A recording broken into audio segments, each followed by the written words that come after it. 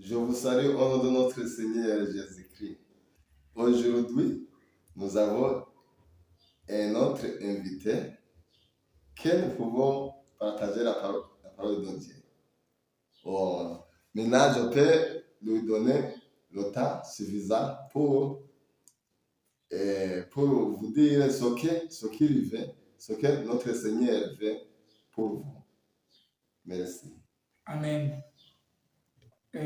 D'abord, je veux remercier Dieu pour cette très bonne occasion que Dieu nous accorde ce matin. Nous avons un bon matin, nous avons un bon soleil. Dieu nous a fait grâce pour être en vie. Nous remercions par sa grâce. Je remercie aussi toute personne qui est en train de nous suivre. Si vous êtes en ligne, veuillez bien partager pour les autres. Veuillez bien aimer la vidéo. Aussi, veuillez bien nous faire signe que nous sommes ensemble en partageant vos idées. C'est-à-dire dans les commentaires, c'est là où vous allez nous dire comment vous voyez notre émission. Comme M. journaliste ici vient de vous dire, nous sommes très contents de partager avec vous la parole de Dieu. Vous savez que toute personne a été créée pour refléter l'image de Dieu ici sur la terre. Dieu vous a créé, Dieu nous a créés avec un objectif quelconque. Il veut que nous fassions son travail comme Jésus l'avait dit quand il partait chez son Père. Il a dit aux disciples, allez partout au monde, prêchez la bonne nouvelle. Aujourd'hui, alors, j'ai un message qui va tous nous interpréter, qui a comme titre qu'est-ce qui conduit votre vie? Qu'est-ce qui conduit votre vie? Vous savez que la vie de chacun, est conduite par quelque chose. La plupart des dictionnaires définissent le verbe conduire comme signifiant. Vous pouvez utiliser le verbe guider, vous pouvez aussi utiliser le verbe contrôler, vous pouvez aussi utiliser le verbe diriger. Que vous conduisez une voiture, un orchestre ou des affaires, cela signifie que vous les guidez, les contrôlez et les dirigez. Amen. Amen. Avant de continuer, je vais vous demander d'ouvrir votre Bible en Ecclésiaste 4, verset 4.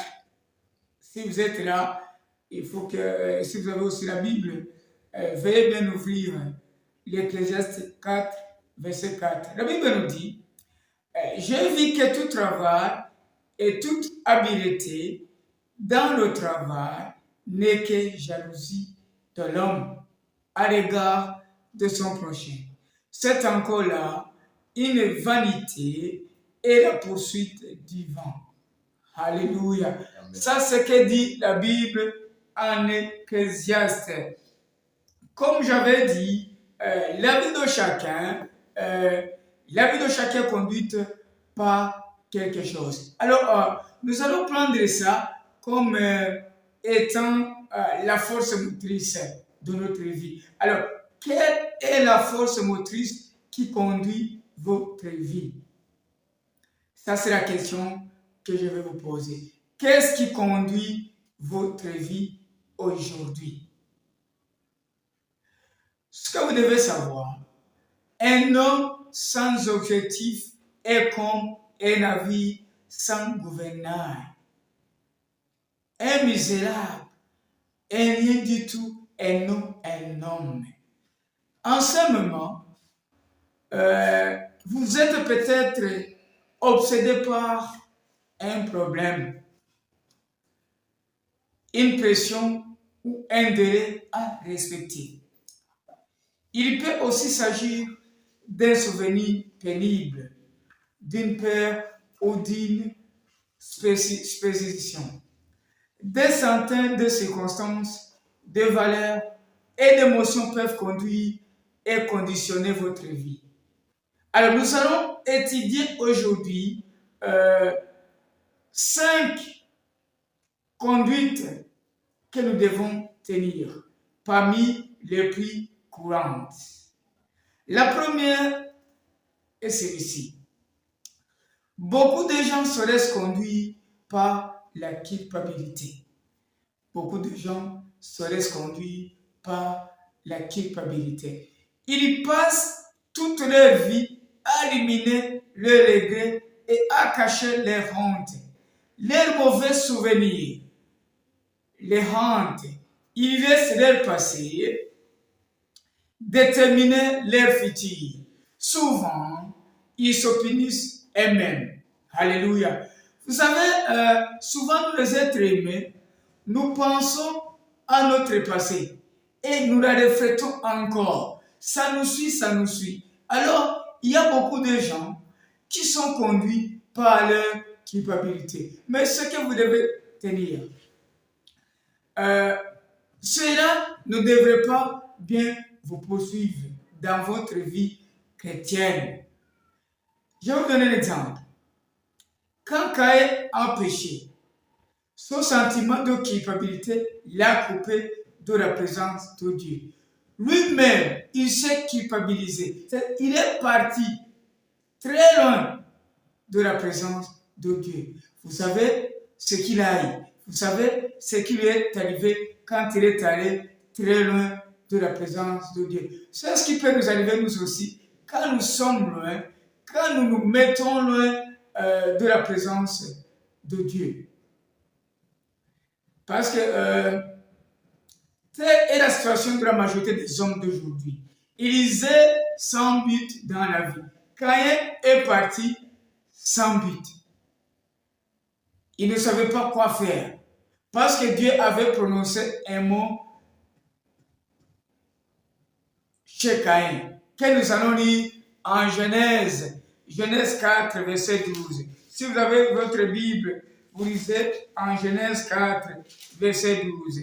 La Bible dit, quand tu cultiveras le sol, il ne te donnera plus sa richesse, tu seras errant et sans vagabond sur la terre. Ça, ce sont les mots que Dieu avait prononcé sur Caïn.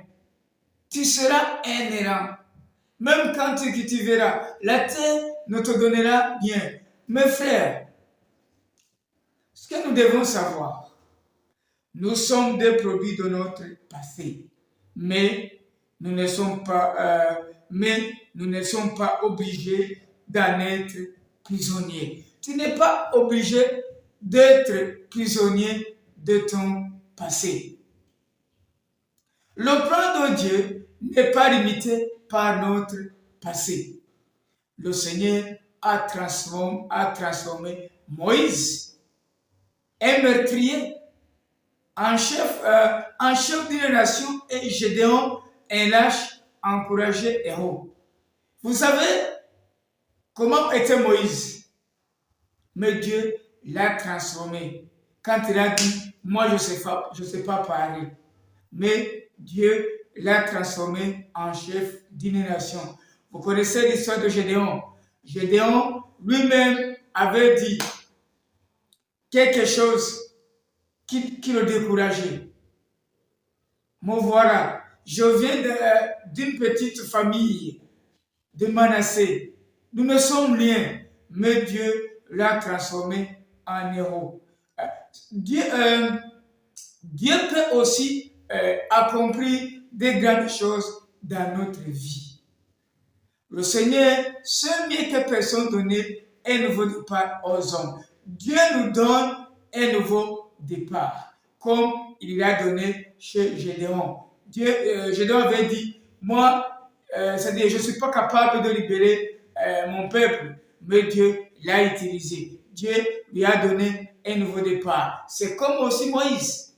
Dieu lui a donné un nouveau départ, comme nous aussi, Dieu peut nous donner un nouveau départ. Deuxième chose, beaucoup de gens se laissent conduire par la rancune et la colère. Beaucoup de gens se laissent conduire par la rancune et la colère. Qu'est-ce que ça veut dire? Il élimine le mal qu'on leur a fait sans jamais tourner la page. Chaque fois là où il est, il y pense du mal qu'on lui a fait. Il ne veut pas tourner la page. C'est-à-dire, la rancune et la colère le suivent partout là où il est. Au lieu d'apaiser leur souffrance en pardonnant, il y pense constamment. Certains rancuniers se renferment sur eux-mêmes et gardent leur colère en eux, alors que d'autres explosent et s'en prennent à leur entourage. Les deux réactions sont mauvaises et inutiles. C'est ça que nous devons savoir. La rancune nous fait toujours plus de mal. C'est-à-dire, la rancune vous fait toujours plus de mal à vous qu'à votre adversaire. Lui, peut-être, il a probablement oublié le mal qu'il t'a fait, mais toi, là où tu es, tu repenses chaque fois le mal qu'il t'a fait. Lui, peut-être, il a déjà demandé pardon, mais toi, tu es toujours là-bas. Moi, j'ai toujours donné l'exemple du voleur, le voleur qui a été crucifié avec Jésus. C'est-à-dire, quand il a été crucifié, la pancarte qui était sur lui, c'était le voleur. Tout le monde savait que c'était le voleur. Peut-être même jusqu'à maintenant, il y a des gens qui savent qu'il est toujours voleur. Mais si la croix, le voleur là a demandé pardon. Il a dit à Jésus, pardonne-moi. Et il a même demandé à Jésus de se souvenir de lui quand il sera dans le paradis. C'est-à-dire, Jésus lui a promis, tu seras avec moi là-bas. Les gens d'aujourd'hui, c'est-à-dire, ils pensent, oh, là voilà le voleur. Même dans la Bible, on a écrit le voleur. Mais je pense qu'aujourd'hui, il n'est pas voleur, il est avec Jésus. Il a été pardonné. Alléluia. Nous devons savoir ça. Il ne faut pas que la rancune et la colère nous poursuivent là où nous sommes. Écoute-moi bien. Ceux qui vous ont blessé dans le passé ne peuvent continuer à le faire que si vous vous accrochez à votre rancune. Ce qui est passé. Rien n'y changera. Votre amertume a pour seul résultat de vous détruire pour votre bien. Tirez-en la leçon qui s'impose, puis n'y pensez plus. La Bible nous dit en Job 5, nous allons lire Job 5, verset 2. Si vous avez votre Bible, vous ouvrez en Job 5, verset 2. Job 5, verset 2. Job 5, verset 2. La Bible nous dit ceci. L'insensé périt dans sa colère, le fou meurt dans ses emportements. J'en relis encore. L'insensé périt dans sa colère, le fou meurt dans ses comportements. Alléluia. Ce que nous devons savoir aujourd'hui, beaucoup de gens se laissent conduire par la peur. Ça, c'est la troisième chose. Les gens sont conduits par la peur. Leurs peurs peuvent être la conséquence d'une mauvaise expérience. Peut-être vous avez passé de mauvaises expériences. Aujourd'hui, quand ça revient, ça vous fait peur. Mais, il faut faire attention. Que cette peur ne conduise pas votre vie. Que cette peur ne conduise pas votre vie. Dans tous les cas, beaucoup de gens passent à côté d'occasions levées parce qu'ils ont peur de se lancer. Ils jouent la carte de la sécurité en évitant les risques et en essayant de maintenir les choses telles quelles. La peur est une prison que vous vous construisez vous-même. La peur est une prison que nous nous construisons nous-mêmes. Et elle nous empêchera de devenir tel que Dieu vous veut ou bien nous veut. Si vous vous laissez conduire par la peur. Comme je vous ai donné l'exemple de Gédéon. Il avait peur. C'est-à-dire, il disait, moi je ne suis pas très fort pour aller combattre. Mais Dieu lui a dit, allez avec votre force. Alors, c'est-à-dire, la peur peut nous empêcher d'arriver là où Dieu veut que nous arrivions. La peur est une prison, comme j'aurais dit. Alors, nous devons combattre avec les armes de la foi et de l'amour. La Bible nous dit en 1 Jean 4, verset 8, l'amour parfait exclut la crainte. La crainte est liée à l'attente d'un châtiment. Et ainsi, celui qui craint ne connaît pas l'amour dans sa perfection. Quatrième chose que nous devons savoir. Beaucoup de gens se laissent conduire par le matérialisme. Beaucoup de gens se laissent conduire par le matérialisme. Le désir d'acquérir des biens devient l'objectif principal de leur vie. Vous savez, aujourd'hui, les gens disent, oh, la vie est très chère, la vie est très compliquée. Alors, beaucoup de gens ont peur. Ils veulent ramasser les biens de ce monde. Mon frère, ne te laisse pas conduire par le matérialisme. Beaucoup de gens pensent que plus ils ont beaucoup de biens, plus ils seront heureux. Non, non, ça ce n'est pas correct. Vous pensez que quand vous aurez beaucoup de biens, ça vous amènera, c'est-à-dire le bonheur. Non, non. Ça ne nous amènera pas, ça ne nous amènera pas le bonheur. C'est faux. Les biens ne procurent qu'une joie passagère. Comme les objets ne changent pas, nous nous enlaçons et nous en voulons sans cesse de nouveau. Plus cher et plus beau. Certains pensent qu'en accumulant des biens, ils gagnent en importance. Or, la valeur personnelle n'a rien à voir avec l'épaisseur du portefeuille. Notre valeur n'est pas définie par nos biens. Et Dieu affirme que les plus grands trésors de la vie ne sont pas les trésors matériels. Beaucoup croient que la richesse augmente la sécurité. Non, c'est faux. Des circonstances indépendantes de notre volonté peuvent nous faire tout perdre en un instant. Je vous ai donné l'exemple de Job. Job avait beaucoup de biens, mais ça s'est perdu en un seul instant.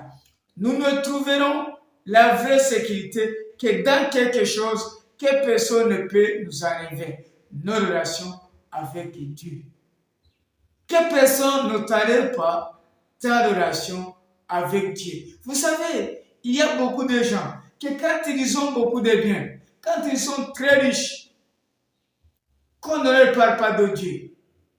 Oh voilà, je n'ai pas le temps d'aller à l'église, je n'ai pas le temps d'aller adorer Dieu. Vous voyez, voilà mon business, voilà, vous savez, les biens de ce monde, ça ne restera pas ici. Oui, nous en avons besoin, mais que ça ne te cause pas d'oublier Dieu. Terminons par la cinquième chose que nous allons étudier. Beaucoup de gens se laissent conduire par leur besoin d'être approuvés. Beaucoup de gens se laissent conduire par leur besoin d'être approuvés. Il est ce désir de leurs parents, de leurs conjoints, de leurs enfants, de leurs enseignants et amis, contrôler leur vie. Beaucoup d'adultes essaient encore d'obtenir l'approbation de leurs parents, impossible à satisfaire. D'autres se laissent conduire par les attentes de leur entourage et ont tout le temps peur de ce que l'on peut penser d'eux. Hélas, ceux qui suivent la foule finissent par s'y perdre. Ceux qui suivent la foule finissent par s'y perdre. Je ne connais pas toutes les clés du succès, mais je sais qu'essayer de plaire à tout le monde, même à l'échec, en vous laissant influencer par l'opinion des autres, vous manquerez à coup sûr le plan de Dieu pour votre vie. Jésus a dit, si vous lisez en Matthieu 6, 24, nul ne peut servir d'un maître. Nul ne peut servir d'un maître. On ne peut pas servir d'un maître. Mon cher, aujourd'hui, ce que je peux te dire, il faut que tu penses. Il faut que tu penses à ce qui conduit votre vie. Ne te laisse pas conduire par ce que nous avons dit. Parce qu'il y a beaucoup de gens qui sont conduits par leur culpabilité. Que la culpabilité ne te conduise pas. Que tu ne sois pas conduit par la rancune et la colère. Que tu ne sois pas conduit par la peur. Que tu ne sois pas conduit par le matérialisme. C'est ce que j'avais aujourd'hui à te dire. Ça, c'est un beau message que nous devons retenir dans notre vie. Que Dieu vous bénisse. Terminons par la prière. Seigneur, nous te remercions infiniment. Tu es Dieu miséricordieux. Tu es un bon Dieu. Tu nous as accordé ta grâce. Aujourd'hui, nous sommes bien vivants. Nous disons merci. Nous disons merci pour cette très bonne opportunité. Nous disons merci aussi pour la personne qui va écouter ce message. Que ce message nous change. Que ce message nous enseigne. Que ce message nous apporte une nouvelle pensée. Nous voulons que ton Saint-Esprit nous fasse comprendre cette parole. Que ton sang sanctifie tout le monde qui va écouter cette parole. Nous disons merci à toutes choses que tu nous accordes. Nous demandons ceci au nom de Jésus-Christ. Amen. Merci beaucoup. Mais en conclusion, en faisant la conclusion, on peut choisir la parole de Dieu qui peut conduire votre vie. Et merci beaucoup. Merci beaucoup, chers journalistes, pour cette très bonne occasion. Amen.